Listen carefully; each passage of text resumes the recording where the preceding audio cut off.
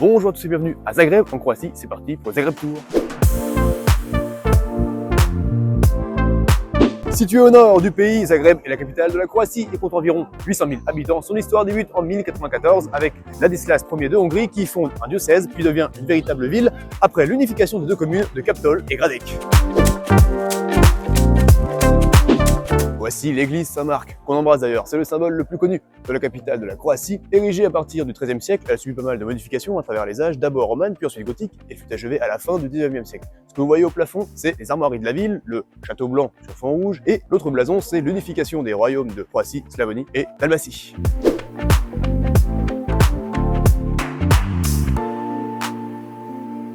Tu veux prendre du fiac? Bienvenue au marché de Dolac. Surnommé le ventre de Zagreb, voici le marché de Dolac.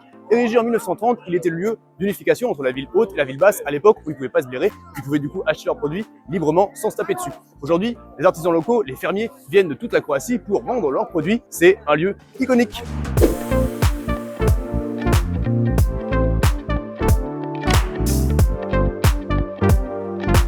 On peut dire que c'est canon. Voici la tour de Lovćak, érigée au XIIIe siècle pour protéger la porte sud de la ville de Gradec, la ville haute de Zagreb. Tous les jours, à midi, on donne des coups de canon depuis 1877. En tout cas, on peut dire que ça n'a pas été fait par des boulets.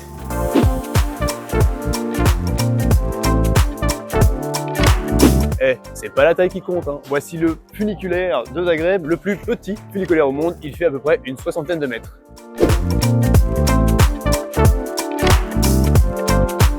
Bon, normalement, elle est beaucoup plus stylée sans l'échafaudage. Et voici la cathédrale de Zagreb. Elle a pas mal morflé à travers le temps, entre incendie puis invasion par les Tatars au XIIIe siècle, et ensuite tremblement de terre en 1880, alors qu'elle venait tout juste d'être terminée. Hermann Bolle l'a donc reconstruite sous son style néogothique actuel.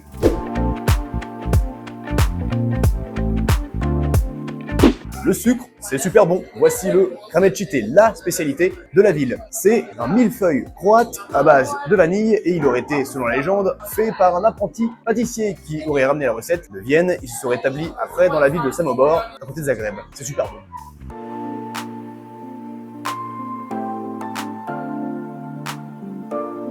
C'est pas toi le problème bébé, c'est moi.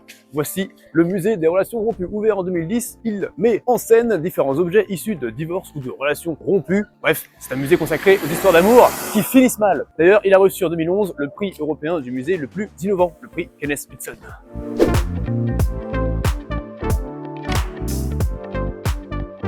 Le Zagreb Tour, c'est déjà terminé. Un grand merci à Alexis, juste derrière la caméra, on le remercie. Quant à nous, on se retrouve très bientôt pour un nouveau tour en Europe de la bise.